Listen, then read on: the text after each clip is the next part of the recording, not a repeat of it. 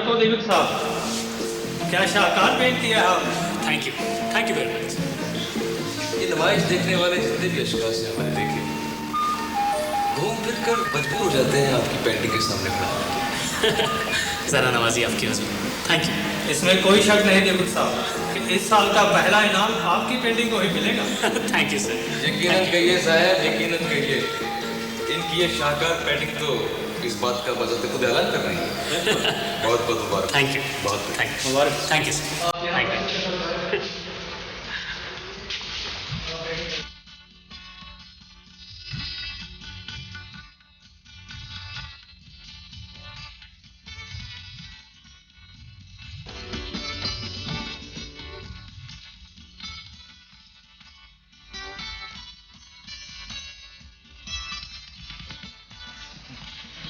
मैंने कहता था मेरे दोस्त, तेरा ये शाहकार सारी दुनिया पे। हेलो। बहुत अच्छी painting. Thank you very much. बहुत बहुत मुबारक हो दीपक। Thank you. क्या सब्जेक्ट है। Hello hello. भाई वाह, क्या संदेश दिया आपने पब्लिक को। हेलो।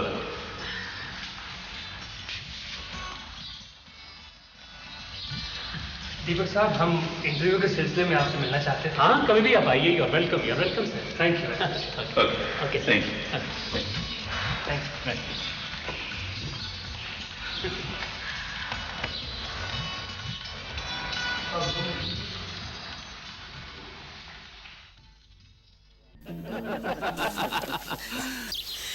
तो आपके विचार में पेड़ पौधे इंसान से ज्यादा अच्छे हैं? जी हाँ, क्योंकि ये सिर्फ देना जानते हैं, बदले में सिवाय प्यार के हमसे कुछ भी नहीं मांगते। ये हम इंसानों की तरह खुद गर्ज और मफाद परस्त नहीं है। अच्छा ये बताएं, इस साल का पेंटिंग अवार्ड पाके आपको कैसा लग रहा है? अच्छा लग रहा है। हालांकि मैं जो काम कर रहा हूँ इसके लिए अवार्ड मेरे लिए कोई अहमियत नहीं रखता। तो क्या आप अपने काम के लिए कोई इससे भी बड़ा अवार्ड चाहते हैं? नहीं, क्या आपने मेरी पेंटिंग्स को देखा? आपको लग रहा है कि वो आपसे कुछ कह रही है? पेड़ पौधों से प्यार, इंसान और जंगल की दोस्ती का पैगाम है आपकी पेंटिंग्स में। और कुछ? इंसानी जिंदगी के लिए जंगल की जिंदगी कितनी जरूरी है, ये संदेश भी आपकी पेंटिंग में है। सबसे बड़ी बात यह है कि माँ की ममता की तरह निस्वार्थ प्यार जो ये जंगल हम इंसानों को देते हैं। मेरे लिए सबसे बड़ा अवार्ड यही होगा कि मेरे देश का हर इंसान इस ममता, इस प्यार को समझे। ऐसा होगा दीपक साहब, एक दिन ऐसा जरूर होगा। लेकिन क्या यही कारण है कि आपकी हर पेंटिंग में एक खूबसूरत सी लड़की दिखाई देती है, परियों की राजकुमारी जैसी, जिसकी आंखों से माँ की ममता झलकती है? ये एक लंबी कहानी मगर है सच्ची। हम ये कहानी सुनना चाहेंगे दीपक साहब। नहीं, फिर कभी सही, अभी नहीं। नहीं दीपक साहब, प्लीज आज ही। मगर क्या दीपक, तेरी इस कहानी को सिर्फ मैं ही जानता हूँ। मैं ये चाहता हूँ कि यह कहानी सारी दुनिया जाने। ये प्रेस के लोग हैं, इन्हें बता दो। इस मीडिया से तुम्हारा ये संदेश दुनिया के कोने कोने तक पहुंचेगा, जिससे हमें बहुत खुशी होगी। आप लोग सुनिए, मैं भी चाय भिजवाता हूँ। आप लोग भी अपनी बात मनवा के ही दम लेते। लोगों को ये जानने का हक है दीपक साहब कि आप इतने महान कलाकार कैसे बने। मैं महान नहीं, मैं तो इस कला का एक विद्यार्थी। आप लोग जिद करते हैं तो सुनिए। मैं पहाड़ों का रहने वाला हूँ। मेरे पिता भानु प्रताप सिंह अपने इलाके के सबसे बड़े जमींदार हैं। इकलौता बच्चा होने के कारण मुझे बचपन से ही शहर पढ़ने के लिए भेज दिया गया। पढ़ाई के साथ साथ मेरा शौक भी बढ़ता गया। कई पेंटिंग एग्जिबिशंस में मैंने हिस्सा लिया, इनाम लिए। और आज से चंद साल पहले जब मैं अपने आभाई गांव फिरदौसगढ़ गया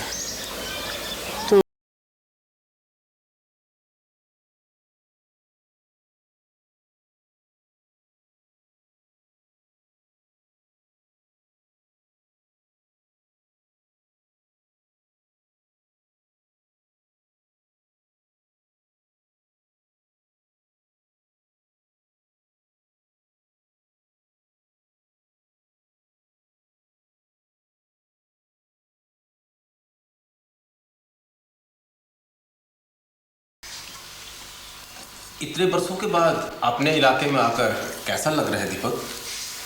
घर तो घर होता पिताजी। रही इलाके की बात, सो तो मैंने बचपन में देखा था। अब मैं कल सवेरे जाऊंगा, सारा इलाका भी देख लूंगा। दिल थाम कर रह जाओगे बेटा। ये इलाका नाम का ही फिरदौसगढ़ नहीं, यहाँ के जर्रे जर्रे पर कुदरत का अनोखा हुस्न बिखरा पड़ा है। बचपन की कुछ यादें अभी भी मेरे दिमाग में ताज़ा है पिताजी।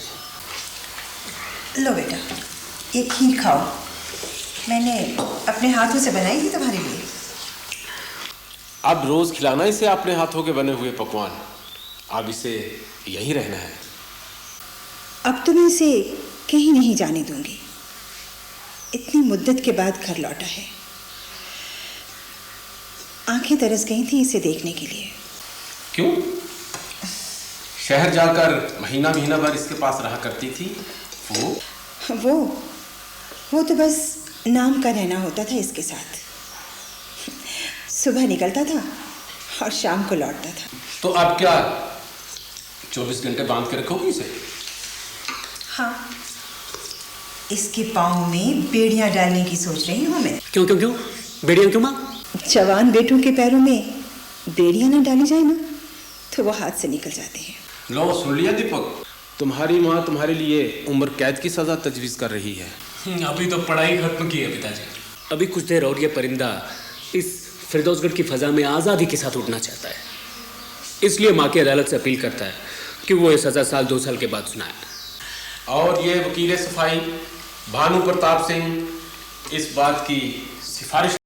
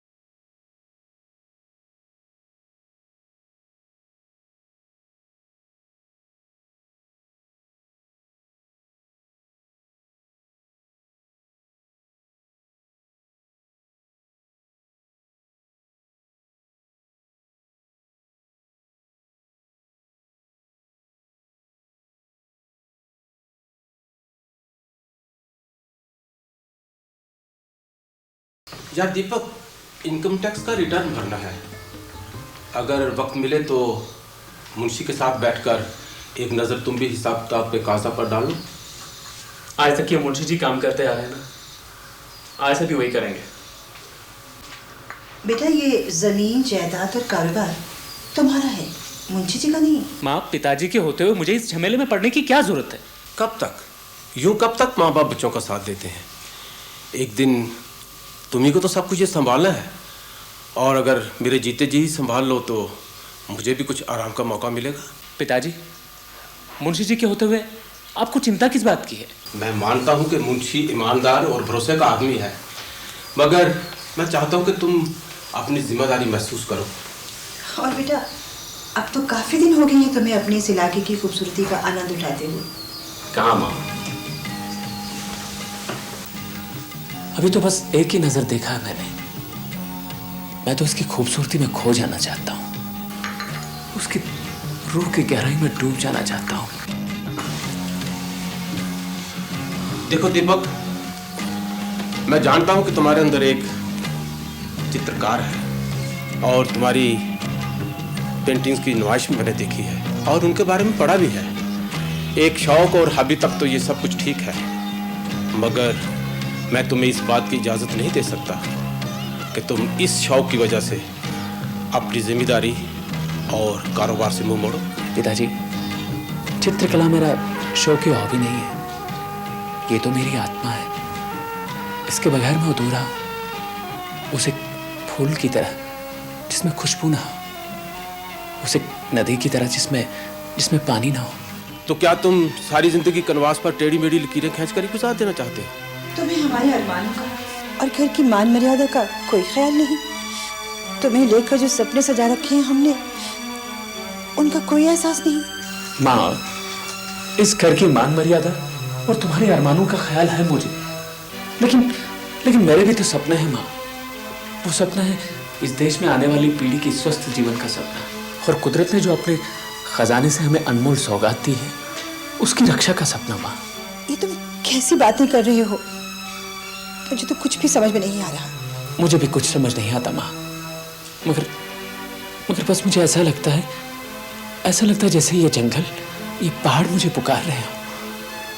इनकी सरगोशियां मेरे कानों में गूंजती रहती है कि कहाँ हो तुम दीपक, आ जाओ और बचा लो हमें, और हमें इस अंधेरी जिंदगी से मुक्त करा दो। जंगल और पहाड़ तुम्हें बुला रहे हैं, और ये कैसे अंधेरों को उजाले में बदलने की बात कर रहे हो तुम? मुझे नहीं मालूम माँ, मुझे बस ऐसा लगता है जैसे इस जंगल की महक मुझे मदहोश कर देती है और अपनी ओर खींचने लगती है। बस मुझे तो लगता है इसे किसी भूत प्रेत का साया हो गया है। नहीं शांति, नहीं, ये एक महान चित्रकार की आत्मा की आवाज है। ये जो करना चाहता है इसे करने दो।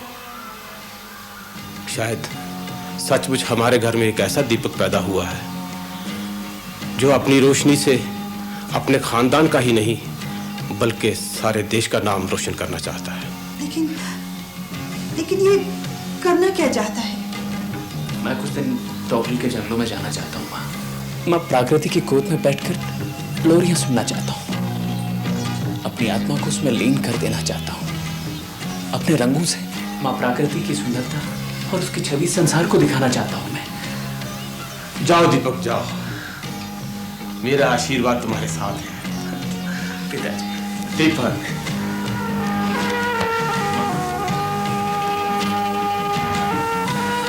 मैं सामान लाता हूँ।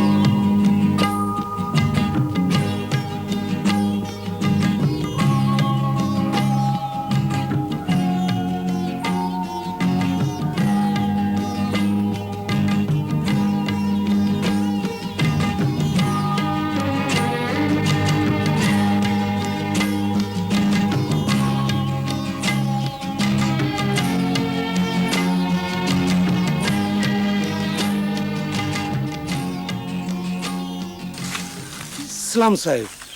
सलाम। आप दीपक साहिब हैं साहिब जी?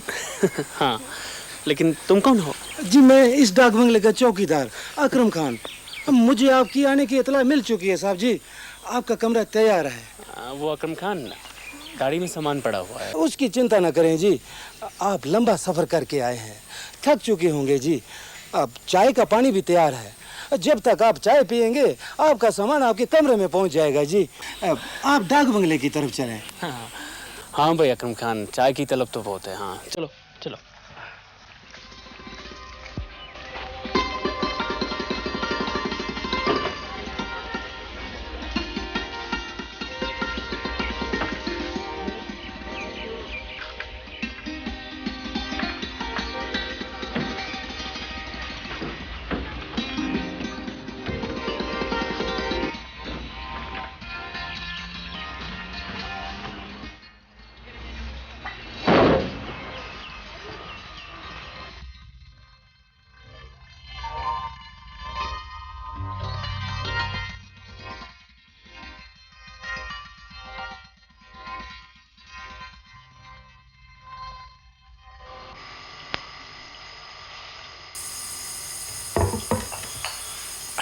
तो आप इन जंगलों और पहाड़ों की सैर ही करेंगे साहब जी, या कोई कहानी किताब भी लिखेंगे? तो क्या यहाँ कहानी किताब लिखने वाले भी आते हैं? हाँ साहब जी, कभी कभी कोई लिखारी आ ही जाता है जी। कुछ दिन जंगलों की सैर करता है जी, फिर कमरे में बंद होकर लिखता ही रहता है जी। लेकिन मैं कमरे में बंद होने नहीं आया हूँ अकरम खान, मैं तो जंगल में जाके अपना काम करूँगा। कहीं आप इन जंगलों में शिकार खेलने तो नहीं आए साहब जी? सरकार की तरफ से शिकार खेलना इन जंगलों में मनाही है जी। क्या तुमने मेरे पास कोई बंदूक, कोई हथियार देखा जिससे शिकार खेला जा सके? नहीं साहब जी, हथियार तो नहीं देखा। फिर कौन सा काम करेंगे इन जंगलों में आप? मैं इन पेड़ पौधों से, इन फूलों से, इन जानवरों से दोस्ती करूँगा, उनके साथ बातें करूँगा। बातें करेंगे पेड़ पौधों के साथ? हाँ, तुम्हें मालूम है अकरम खान, इनकी भी एक भाषा होती है। तुमने कभी उनकी बातें सुनी हैं? हाँ साहब जी, कभी कभी लगा है मुझे भी। यहाँ के झरने, पेड़ पौधे, यहाँ की हवाएं कुछ कहना चाहती हैं, कुछ समझाने की कोशिश कर रही हैं, पर साहब जी मेरी खोपड़ी में उनकी बातें आती ही नहीं। अकरम खान, ये पहाड़, ये जंगल, ये फूटते हुए चश्मे, ये कुदरत का दूसरा रूप है। ये तो है साहब जी, यहाँ का बेमिसाल हुस्न कुदरत का ही करिश्मा है जी। साहब जी, आपको पता है इन जंगलों में परियां रहती हैं? परियां? हाँ साहब जी, मैंने अपने पुरखों से सुना है इन जंगलों में परियां रहती हैं। 14वीं के चांद की रोशनी में परियां जंगल से निकलकर झील में नहाती हैं। ऐसा लगता है जैसे झील के पानी में चांदी घुल गई हो जी। और चील और देवदार के लंबे लंबे पेड़, यूं लगता है मानो इन परियों के पहरेदार और मुहाफिज खड़े हों, जो इन्हें इंसानी निगाहों से बचा रहे हों। क्या तुमने उन परियों को जंगल में देखा है? नहीं साहब जी, देखा तो नहीं है, मगर 14वीं की रात को घुंघरुओं की आवाज़ें और परियों की हंसी कई बार सुनी है साहब जी। आवाज़ें सुनी है तो देखा क्यों नहीं? हिम्मत ही नहीं पड़ी साहब जी। कहते हैं जो इंसान इन परियों को देख लेता है जी, परियां उसे अपने साथ उड़ाकर परिस्तान में ले जाती हैं जी और कैद कर देती हैं।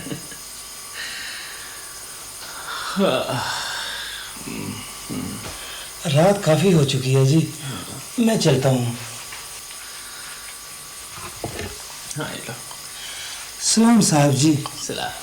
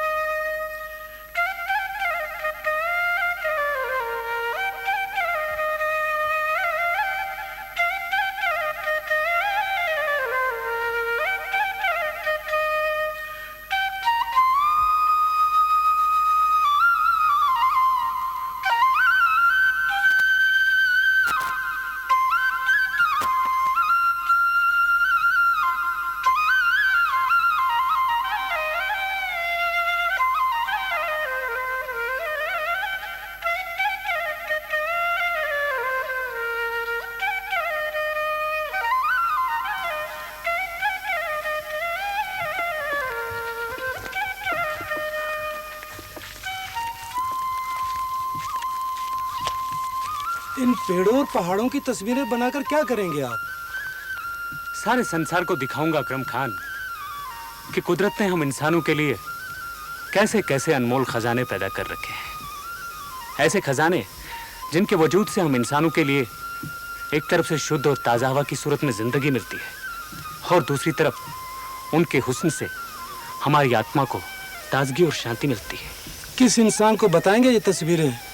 कैसे समझाएंगे आप? ये इंसान ही तो है जो पैसे के लालच में अंधा होकर इन हरे भरे पेड़ों को बेदर्दी से काटे जा रहा है। इसीलिए अकरम खान, हर इंसान को नींद से जगाना होगा। सब लोग अपने अपने ढंग से प्रयास कर रहे हैं, मैं भी अपने ढंग से प्रयास करूंगा। मुझे उम्मीद है मेरे रंग और मेरा ब्रश मेरा साथ पूरा देंगे। आपकी बातें मेरी समझ से बाहर हैं साहब जी। भला कुल्हाड़ी और बंदूक का मुकाबला आपके रंग और ब्रश कैसे कर पाएंगे जी? अकरम खान, बंदूक और कुल्हाड़ी से ज्यादा ताकत होती है लेखक के कलम में, चित्रकार के ब्रश में, संगीत की लय में, आवाज के जादू में, बशर्ते इन सब चीजों का इस्तेमाल अपने दिल की गहराइयों के साथ किया जाए। अल्लाह करे जी आपको अपने मकसद में कामयाबी नसीब हो जी। चलो।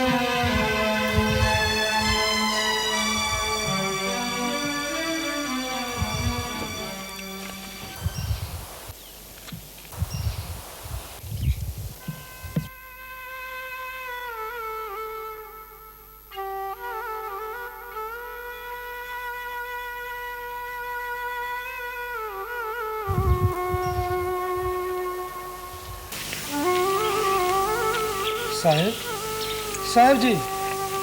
आओ अकरम खान, तुम आओ। आज फिर कुछ नहीं बन सका साहब जी। जब से आप यहाँ आए हैं साहब जी, यही हो रहा है।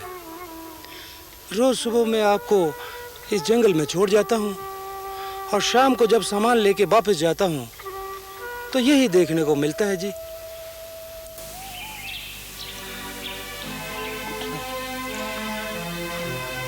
शायद कुदरत मेरा इम्तिहान ले रही है अकरम खान।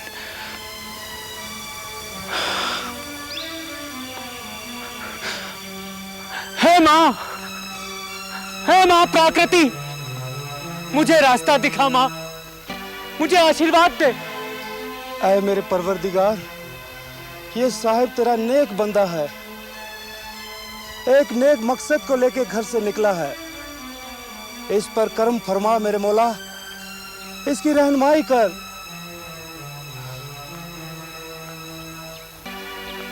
आमीन। चलें साहब जी, डाक बंगले तक पहुंचते पहुंचते अंधेरा हो जाएगा जी।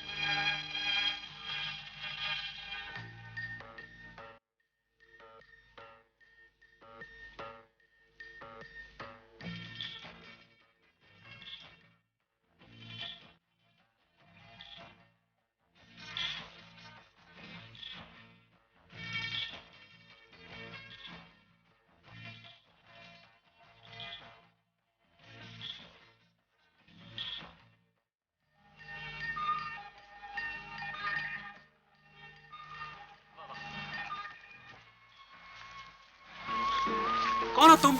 सामने आओ, मेरी बात तो सुनो। साहब, साहब जी, ये किसको पुकार रहे हैं आप जी? यहाँ तो कोई भी नहीं है। सामने आओ। ये क्या हो गया है आपको जी? कौन कौन? अकरम खान। वो अकरम खान, वो कहाँ गई? कौन कौन कहाँ गई जी? यहाँ मेरे और आपके सिवाय है ही कोई नहीं जी।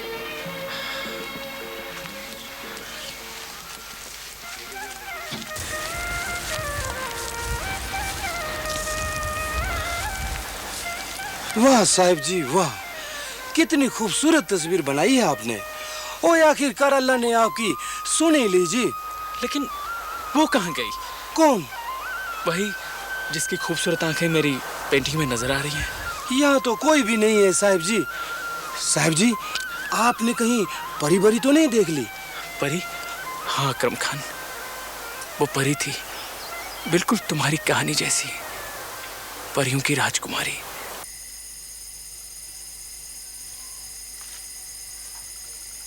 आओ आओ ना।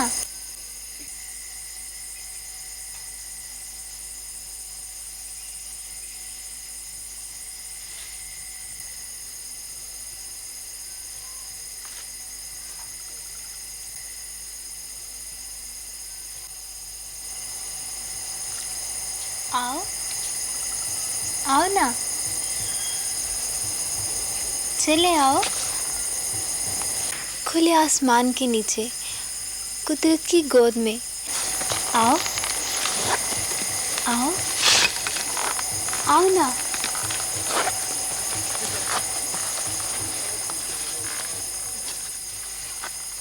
आओ, चले आओ। आओ, चले आओ। आओ, चले आओ।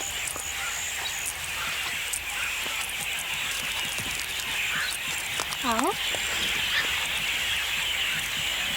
कौन हो तुम? सामने आकर चुप क्यों जाती हो? क्या तुम मुझे नहीं जानते? नहीं तो? जरा अपने दिल से पूछ कर देखो, मैं तो कब से तुम्हारे दिल में छुपी हूँ। तुम्हारा नाम क्या है? महक।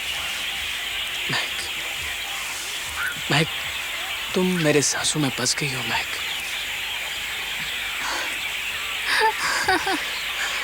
मेरे सामने आकर तुम छुप क्यों जाती हो? तुम्हारे मन में झांक कर देखना चाहती थी। क्या देखना चाहती थी? देखना चाहती थी कहीं तुम भी तो लोगों में से नहीं हो जो यहाँ आकर हमसे प्यार जताकर हमारा व्यापार करते हैं। व्यापार? कैसा व्यापार? हमारी सुंदरता का, हमारी नम्रता का, हमारी सादगी और भोलेपन का व्यापार। क्या तुम्हें मुझ पे भरोसा नहीं है? भरोसा ना होता तो क्या मैं यहाँ आती? तुम रहती कहाँ हो? यहाँ ही। ये जंगल मेरा घर है और ये वातावरण मेरा आंगन। लेकिन कुछ लोग मेरे इस घर और आंगन के दुश्मन बने हुए हैं। क्या तुम बचा सकोगे इसे? तुम्हारे लिए मैं पूरी दुनिया से टक्कर ले सकता हूँ मैक। तुम कितने अच्छे हो, तुम बहुत अच्छे हो दीपक, सबसे अलग, सबसे निराले। तुम भी बहुत अच्छी हो मैक, सबसे अलग, सबसे निराली, मेरे रोम रोम में बस गई हो। अच्छा, अब मैं चलूँगी। फिर कब मिलोगी? जब भी तुम सच्चे दिल से पुकारोगे मैं तुम्हारे सामने आ जाऊंगी। मैक, मैक मेरी बात तो सुनो मैक, मेरी बात तो सुनो मैक, मैक, मैक। साहब, साहब जी, साहब, ये उधर कहाँ जा रहे हैं आप? ये किसको पुकार रहे हैं आप? ये क्या हो गया है आपको? इतनी रात गए, ये किससे बातें कर रहे हैं आप? वो अकरम खान, तुमने कहा था ना इस जंगल में परियां रहती हैं। हाँ, पुरखों से सुना था जी। लेकिन तुमने उन परियों को देखा नहीं? नहीं साहब जी। साहब जी, आपने तो नहीं देखा? हाँ, मैंने देखा परियों की राजकुमारी को देखा मैंने। चलिए डाक बंगला की तरफ चलिए, चलिए। दिन रात काम करने से आपका दिमाग थक गया है साहब जी, चलिए। देखो मुंशी, देखो इन पेड़ों को गौर से देखो, गौर से देखो इन्हें। ये पेड़ नहीं, सब सोना है, सब सोना। क्या? जानता हूँ सरकार, जानता हूँ। यही सब सोना बरसों से आपकी तिजोरियों को हरे हरे नोटों से भर रहा है। और हमेशा बढ़ता रहेगा। बड़ी मुद्दत से इस जंगल पे नजर थी मेरी, बड़ी मुश्किल से हाथ लगाए ठेका। कितने पेड़ों का ठेका है सो? 500 दरख्तों का। महकमा जंगलात ने कटने वाले पेड़ों की निशानदेही कर दी है क्या?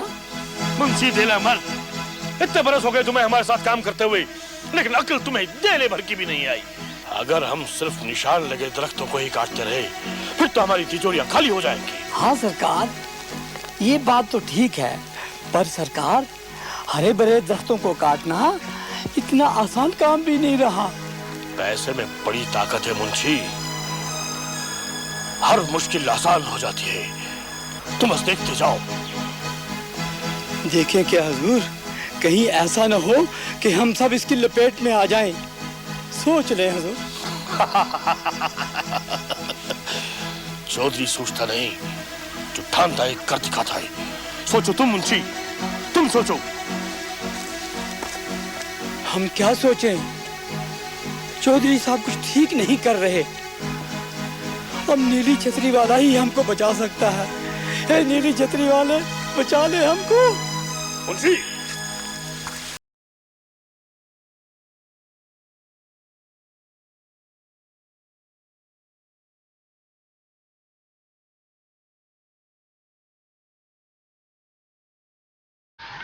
मैक, आज मेरा सपना पूरा हो गया मैक, और ये सब तुम्हारी वजह से हुआ। ये एक महान चित्र है दीपक, एक शाहकार है। मानव जाति का कल्याण इस मानव रूपी वृक्ष के जीवन में छुपा हुआ है मैक। आने वाला कल का ये बच्चा माँ प्रकृति की गोद में कितना सुरक्षित है। इस बच्चे को अपने जीवन की रक्षा के लिए माँ प्रकृति के इस पेड़ रूपी आकार की रक्षा करनी होगी मैक। क्या हुआ? तुम मेरी तरह इस तरफ देख क्यों रही हो? देख रही हूँ, तुम्हारे शहरों के लोग इन जंगलों पहाड़ों में दम घोट देने वाले माहौल से भागकर पनाह लेने आते हैं। उन्हें यहाँ मन की शांति मिलती है, शुद्ध और शीतल वातावरण भी। लेकिन वही लोग अपने हाथों से इन जंगलों का सर्वनाश भी करते हैं। जंगलों के सर्वनाश से पूरी मानव जाति का सर्वनाश है। ये बात लोगों की समझ में आने लगी है। थोड़ा सा अंधेरा बाकी है, हमें उस अंधेरे को उजाले में बदलना होगा। सुना सुना तुमने दीपक? ये जंगल, ये पेड़, ये पौधे, यहाँ की हवाएं तुमसे कुछ कह रही हैं। क्या कह रही हैं? नहीं तो? तुम नहीं सुन रहे हो क्या? नहीं, तुम ही बताओ ना क्या कह रहे हैं।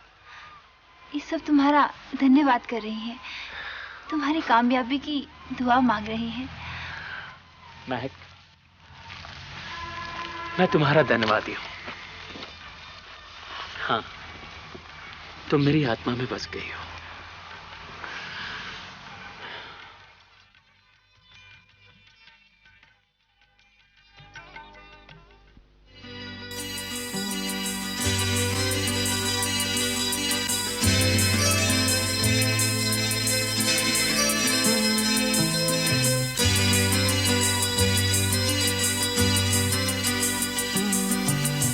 जिधर देखता हूँ उधर तू ही तू है, जिधर देखता हूँ उधर तू ही तू है। मेरे महबूब तू मेरी आरज़ू है, मेरे महबूब तू मेरी आरज़ू है।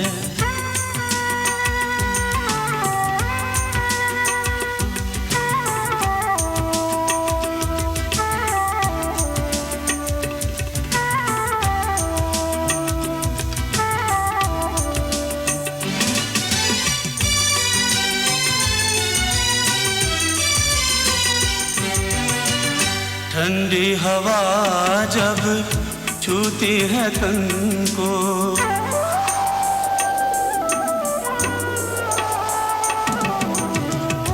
होता है कुछ एहसास सा मन को। मेरे ख्यालों की तू जुस्तजू है, मेरे ख्यालों की तू जुस्तजू है। मेरे मेरी आरज़ू है, मेरे महबूब तू मेरी आरज़ू है।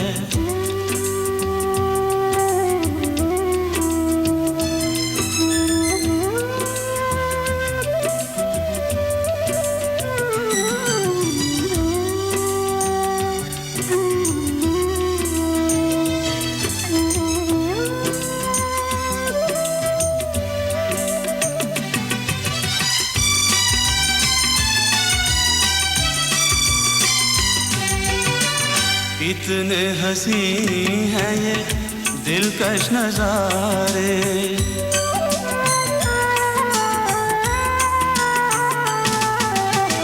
बहारों ने तेरे हैं सदके उतारे।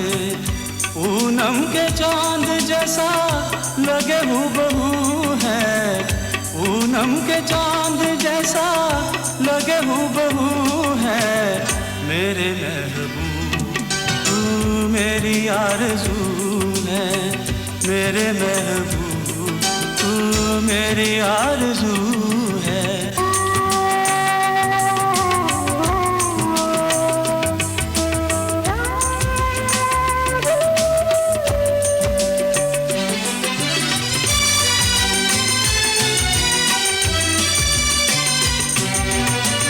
झील के पानी का सुंदर कमल तू,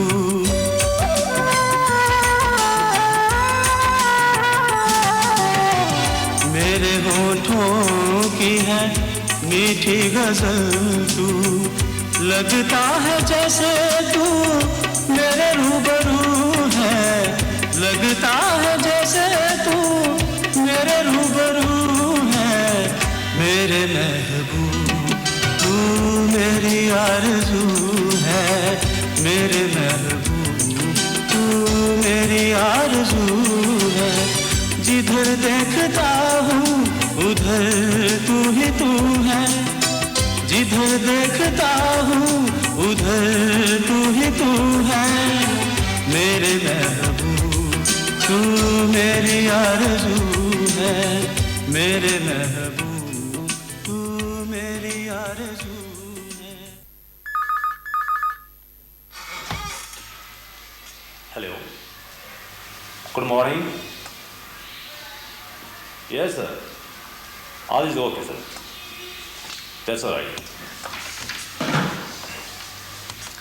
हाँ, तो कटाई का काम कब से शुरू कर रहे हैं चौधरी साहब? बस साहब इंतजाम शुरू हो गए हैं और जल्दी ही काम भी शुरू हो जाए। देखिए, इस जंगल में आपका ये पहला काम है। अगर कोई मुश्किल पेश आए तो हमसे मिल लीजिएगा। नहीं नहीं साहब, नहीं, बिल्कुल नहीं। आपके होते हुए कोई मुश्किल थोड़ी पेश आ सकती है। हम तो साहब जहाँ भी काम करते हैं ना, प्यार मोहब्बत से सबका ख्याल रख के काम करते हैं। बहुत अच्छी बात है, प्यार और मोहब्बत अच्छी बात है। साहब, आपके साथ ये मेरा पहला काम था, तो दोस्ती के तौर पे ये पहला तोहफा कबूल करें साहब। इस जंगल में आपका यह पहला काम है और मेरे साथ भी आप पहली बार काम कर रहे हैं। भगवान ने चाहा तो आगे भी होता रहेगा। चौधरी साहब, उठा लीजिए ये नोट, उठा लीजिए ये नोट। आप मेरी ऑफिस में पहली बार आए हैं, इसलिए मैं आपके खिलाफ कोई एक्शन नहीं ले रहा। साहब, ये 10,000 रुपये का नजराना कुछ कम हो गया तो आप कहिए क्या करना है, हो जाएगा। एक बात कान खोल कर सुन लीजिए चौधरी साहब, मैं बिकाऊ नहीं, इन जंगलात का रखवाला हूं, कोई दलाल नहीं, समझे आप? उठा लीजिए ये पैसे और चले जाइए यहां से। साहब, आप जवान हैं ना, इसलिए आप पैसे की अहमियत को कुछ मानते नहीं। देखिए, कुदरत ने जो ये करोड़ों दरख्त पैदा कर रखे हैं ना, इनमें से अगर कुछ हजार कट भी गए तो क्या फर्क पड़ता है। आप कहां तक पढ़े हैं चौधरी साहब?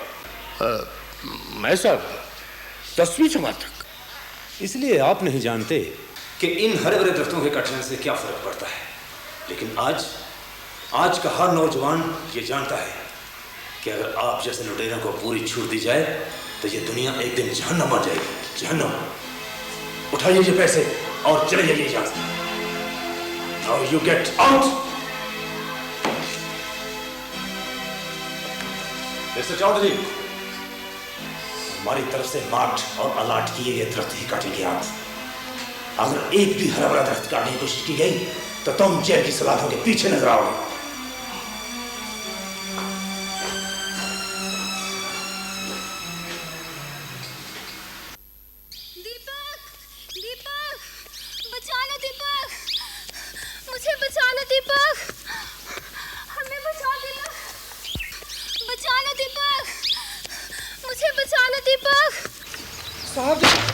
साहब जी, कहाँ जा रहे हैं आप?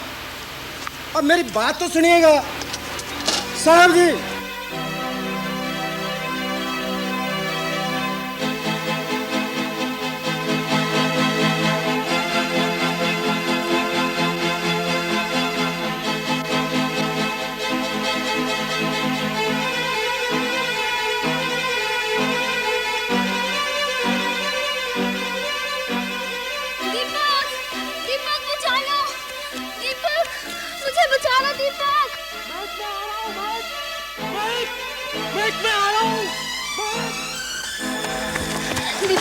दीपक, बचा लो उन्हें। वो हरे भरे पेड़ों को काटने जा रहे हैं। दीपक। कौन? कहाँ? वो उधर। दीपक, उन्हें बचा लो, तुम्हें मेरे प्यार की कसम है दीपक। चलो, दिखाओ मुझे कहाँ है। चलो। शाबाश, जल्दी जल्दी हाथ चलाओ, जल्दी से। शाबाश। चौधरी साहब, अगर फॉरेस्ट अफसर आ गया तो? Forest officer? अरे फॉरेस्ट अफसर से भी बड़े अफसर होते हैं, तुम फिक्र मत करो, जाओ अपना काम करो।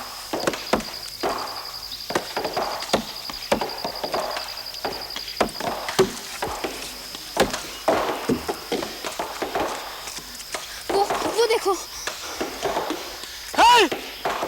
रुक जाओ! अरे क्या कर रहे हो तुम लोग? खबरदार, अगर किसी ने किसी पेड़ पे कुल्हाड़ी चलाई तो।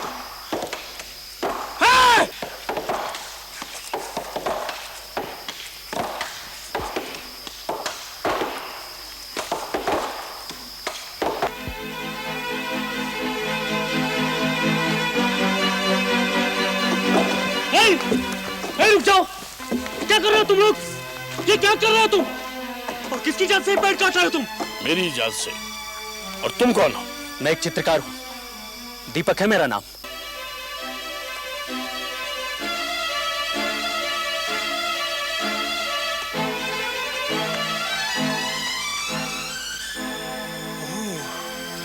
तो ये बात है। ओह, तो चित्रकार हो? तो जाओ भाई चित्रकारी करो, हमारे काम में दखल देने क्यों आ गए?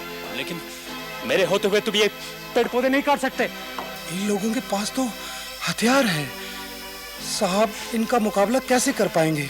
देखो चित्रकार जी, मैंने इस जंगल का ठेका ले रखा है और मैं जो भी पेड़ चाहिए कटवा सकता हूँ, समझे? लेकिन कानून तुम्हें इस बात की इजाजत नहीं देता। नहीं, मुझे कुछ करना होगा। हाँ। महकमा जंगलात की तरफ से जिन पेड़ों पे निशानदेही है वही काट सकते हो जो खुश हो चुके हैं। देखो लड़के, ये जंगल है और यहाँ जंगल का कानून चलता है, समझे? नहीं समझे? कैसे मिजाज? सलाम साहब। क्यों, क्या बात है? हमारे साहब, वो पेंटर बाबू को बचा लो जी, वो ठेकेदार का बच्चा पेंटर बाबू को मार देगा जी। चले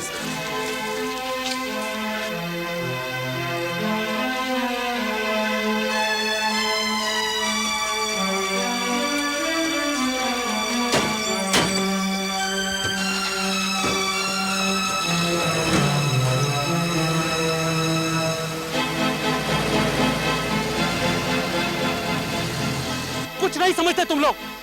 अरे इन जंगलों के कटने से आगे आने वाली मनुष्य जाति का सर्वनाश हो सकता है।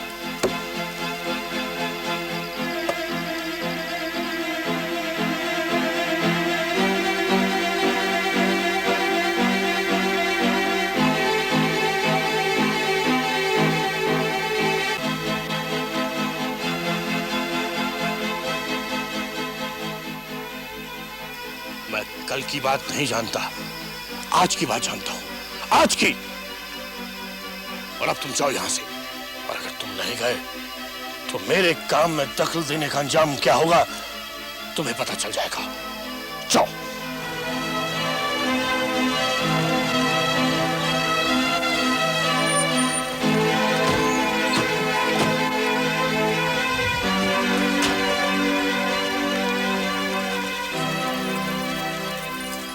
जाओ यहां से, जाओ।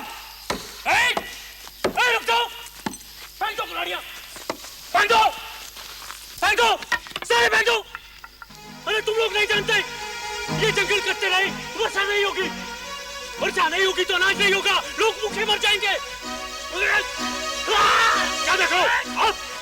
खत्म कर दो उसको। आज तो पहाड़ी में फेंक देना। इंस्पेक्टर साहब, अरेस्ट कर लो इन्हें।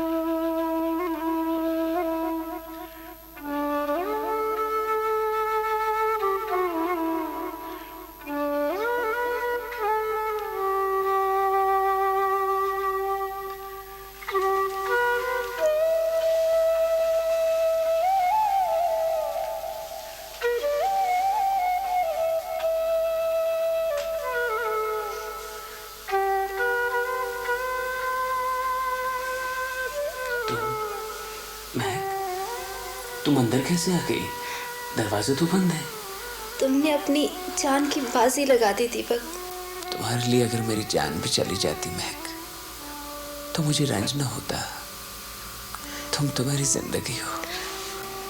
ऐसा ना कहो, तुम्हारे जैसे इंसानों की तो अभी बहुत ज़रूरत है इस दुनिया में। महक, मुझे तुम्हारी चाह है। मैं तो हमेशा हमेशा के लिए तुम्हारी हो चुकी हूँ। मेरी आत्मा और तुम्हारी आत्मा एक हो चुकी है। महक, कितना प्यार करती हो मुझसे? जितना तुम मुझसे। उठो नहीं, अभी तुम्हें आराम की ज़रूरत है। तुम आंखें बंद करके सो जाओ। कैसे सोऊं? तुम्हें खुद ब खुद नींद आ जाएगी। तुम आंखें तो बंद करो। नहीं, नींद नहीं आएगी। ठीक है, मैं तुम्हारा सर सहलाती हूँ।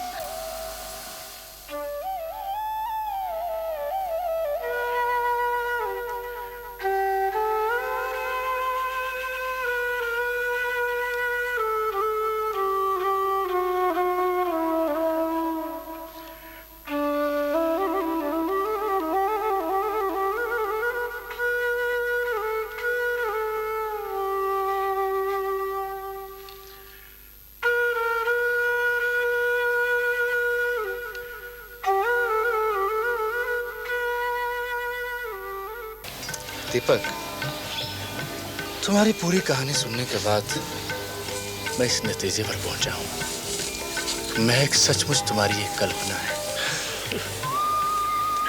महज तस्वुर। तुमने इतनी शिद्दत से इन पेड़ पौधों को चाहा है, तुम्हारे तस्वुर की परी तुम्हारे जहन से निकल करके तुम्हारे सामने आ खड़ी हुई है। दीपक, अकरम खान भी कई बार मुझसे ऐसी ही बातें करता है। तुम्हारे अलावा भी कभी किसी ने महक को देखा है? मैं नहीं जानता।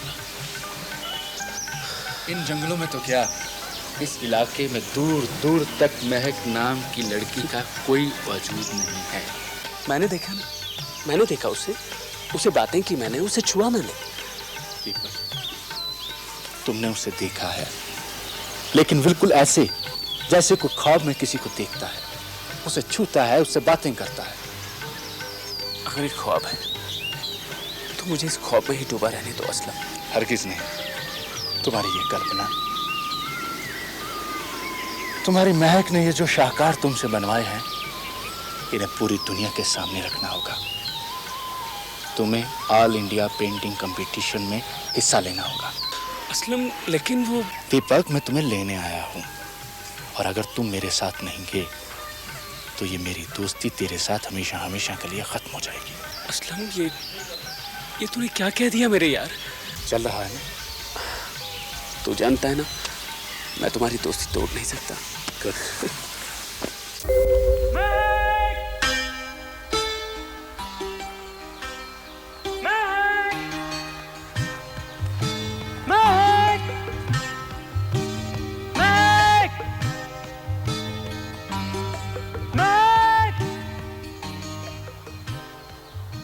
दीपक, महक, मैं जानती हूँ दीपक, तुम मुझसे विदा लेने आए हो ना, लेकिन मैं तुमको रोकूंगी नहीं, क्योंकि मैं जानती हूँ तुमने केवल मनुष्य जाति का ही नहीं बल्कि पूरे वन जीवन का संदेश अपनी चित्रकला द्वारा पूरी दुनिया को देने जा रहे हो।